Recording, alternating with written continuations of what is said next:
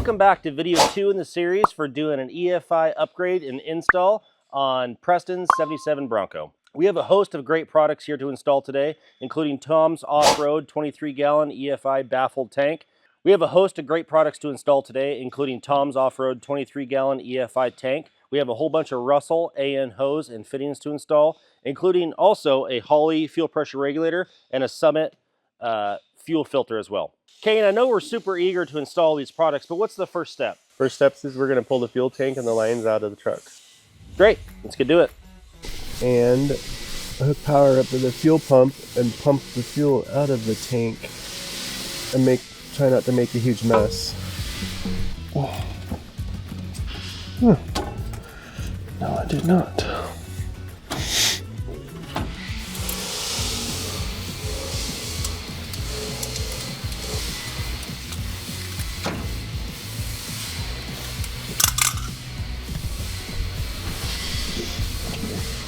I'm going to go find a fuel tank to drain all the fuel out of the tank. I'm going to wire up the pump and just pump it right out of the tank into a can and hopefully not make a huge mess.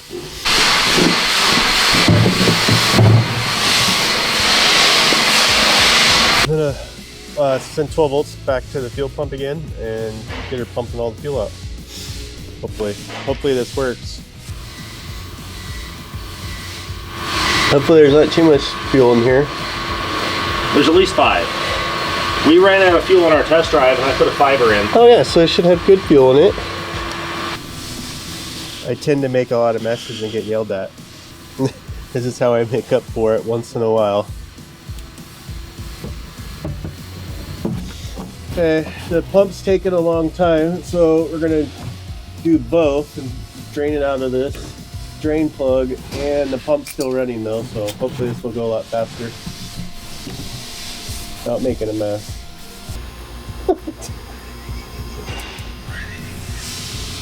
Huh, what happened? No fuel in there for some reason. Oh, looks like you finished. Either clogged. The pump's still pumping fuel, so I don't know what's going on. That's great.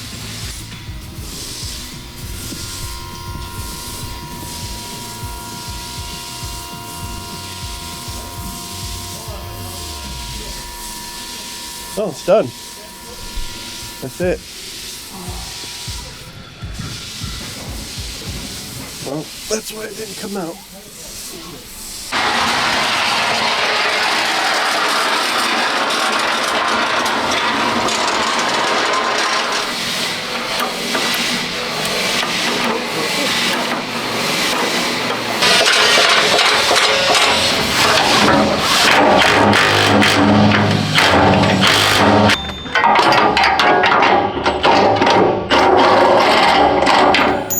Get my muffin in there.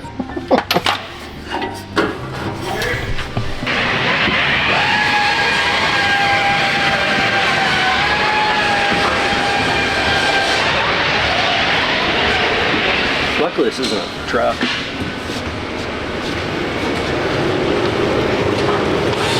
Why are we going to lift, Kane? It's going to be way easier and more time consuming to get on the lift and stand underneath it and do all the lines and the tank. Now that we have the old tank out of the Bronco and we removed all the old fuel lines and fuel pumps, it's time to set up the new one. There's a bunch of nuances with the new one that we've learned over the years, and here's all of our pro tips on how to do it. Tom's Off-Road 23-gallon EFI tank has a bunch of advantages. One of the advantages being it's baffled in the interior and it provides a clean sock for the in-tank pump to sit in. When you set up the in-tank pumps, there's a couple things to look for. One of them being the plastic hard line that they want you to attach the inline pump to. The instructions will tell you to heat up the end with a heat gun, and you'll press the fuel pump onto the hard line. We have found this to not work for us for a couple reasons, and one of the main ones being is that oftentimes you'll actually suck in air around the fitting. You don't get a real clean seal, and you'll suck in air, which won't really do you any good. So what we do instead is we used Evil Energy Products submersible fuel injection hose. You can find these fuel injection hoses. We get ours on Amazon. They come in a kit. They're about $50. It provides you about 10 inches of 5/16 submersible fuel injection hose. With the fuel injection hose, you also have to make sure that you use fuel injection hose clamps as well. So one of the first things to do when you're setting up your pump is you'll actually measure from the bottom of the tank to the top of the tank, and you'll take that measurement and you'll translate it to your pump. We're going to interject with a Tool Tuesday. We do a lot of wiring here, and when we're doing big harnesses, we have a lot of wiring to do. We will often use just a 110 plug-in heat gun. They work great, but for your onesies and twosies, and for working like inside of a car, painted car, you don't want to drag an extension cord through a painted jam. Well, input the Milwaukee M18 heat gun. It's a great gun, it's a great tool for us here. It doesn't put out the heat that a 110 does, but it's, like I said, it's great for onesies and twosies, and it does us just fine for all the little ones. And quite honestly, the battery life is pretty impressive with this. Like I said, it doesn't get crazy hot, but it's just enough where it does what you need it to do. You're not going to be heating down big 1-inch heat shrink.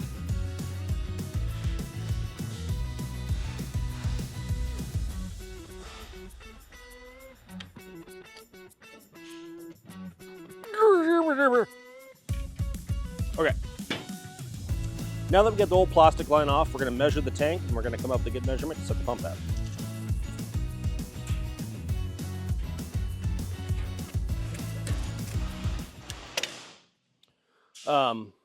I'm not actually pulling out of there. It's going to be the funny part. You already have the roll out, Kane? You already have the roll? Fuck did it go? Ah, it's an AN hose. Stupid idiot. So after measuring, I have 12 3/8 from the bottom of the tank to the top of the mounting flange. Woo. Welcome to the river. Oh, I already had to cut it off. I didn't spit on it. What?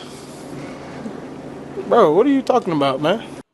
So I had to score it and rip that fucker off and get a new one and spit on it. All right, so the next step is setting up your pump. Is you'll take your sock here that's provided, and you'll go ahead and put your sock on the bottom of the pump.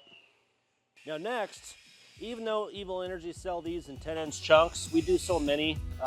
Financially, it just makes sense for us to buy a whole roll. So for our sake, we'll be setting it up the whole roll here. But my measurement was 12 3/8 from the bottom of the tank to the top of the mounting flange. So I will go ahead and I'll grab the gasket, and I will slide the gasket thickness on. Okay, so with our gasket thickness, we'll go ahead and measure. Now when you're setting this pump up, you want to make sure that the sock isn't touching the bottom of the tank to where the point where it's compressing the sock, because then it won't actually pick anything up and you'll be sucking nothing. So you want the sock to be just off the bottom a little bit. Obviously we want it as low as we can to increase the capacity of our tank, but we also want it to be high enough where we're actually going to suck fuel.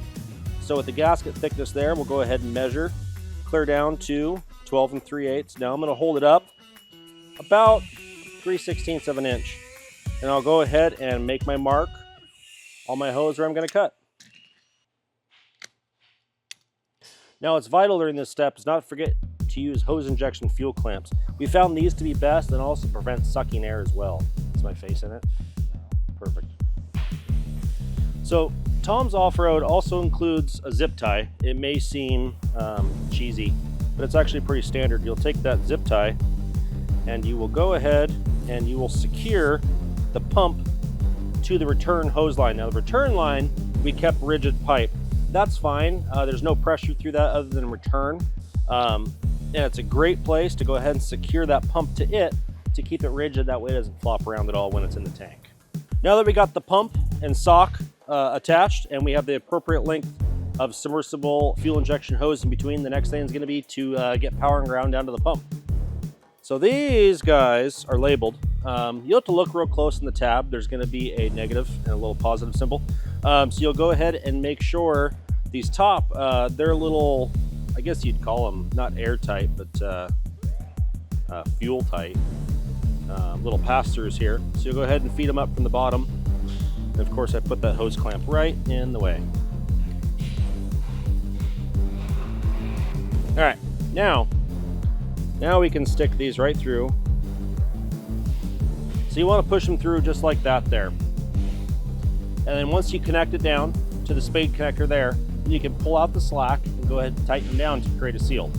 Now that we have the spades pressed on there, we're gonna go ahead and tighten these up, make sure they seal. Now that we have the electrical connectors on there, we brought them up through, they're sealed, we gave them a couple tugs. This fuel pump unit is ready to go in. Now that we finally got our fuel pump assembly done, we're gonna make sure everything's tight. We're gonna put our cork gasket on, we're gonna go ahead and spool it in.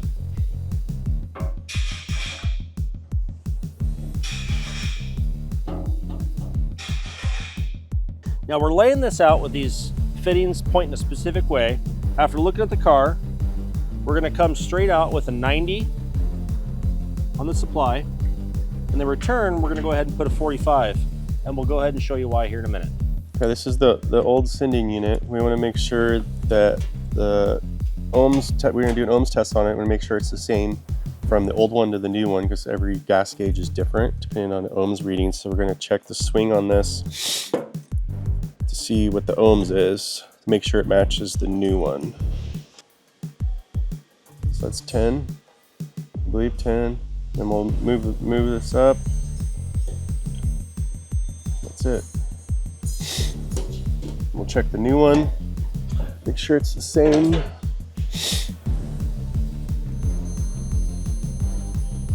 And it should be reading the same. The Tom's Off-Road sending unit, they already set it up to be oriented in here like this. There's a baffle in there, so you want to make sure your float's over here and doesn't hit anything when it's going up and down. So we're going to set this in here. With your float still going this direction, and then we'll get all the screws out and get it mounted in.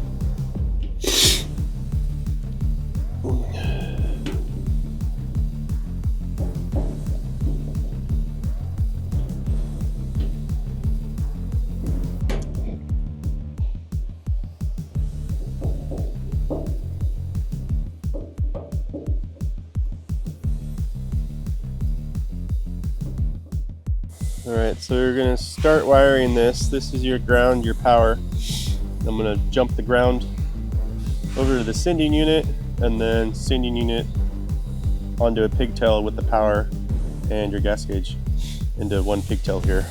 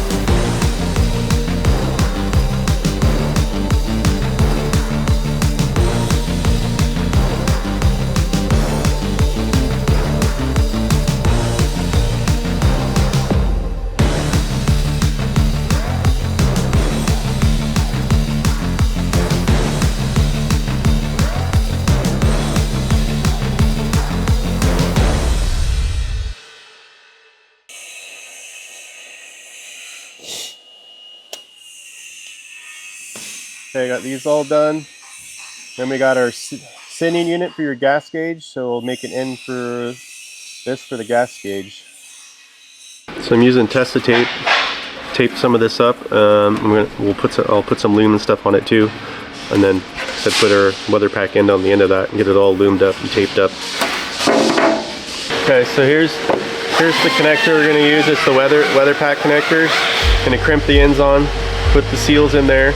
And then when it's all on there, then we'll be able to unplug it from the harness on the truck side. So if you need to pull the tank, then you can just unplug it and pull the tank out. Makes it a lot easier.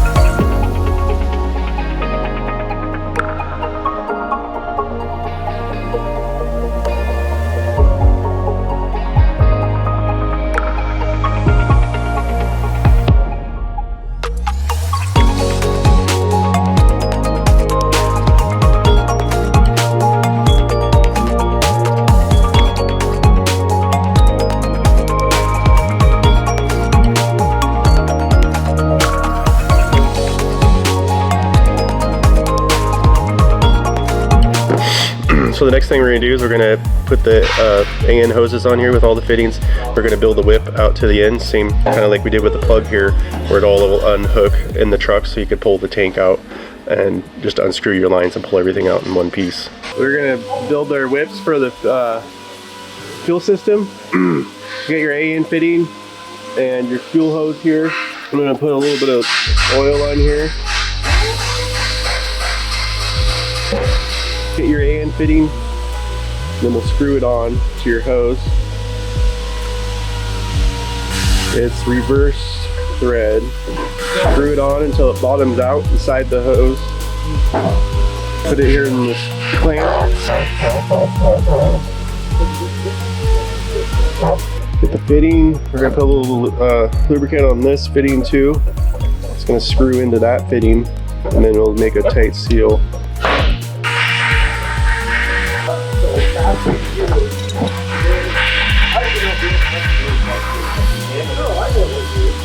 Just screw it down until it,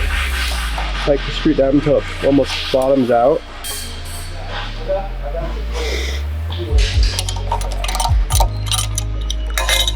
Just like that. There's one end, and we got one more to build. So here's our whip hoses that are all done. We put the gasket maker on the fittings again. We're going to screw these on here, tighten everything up.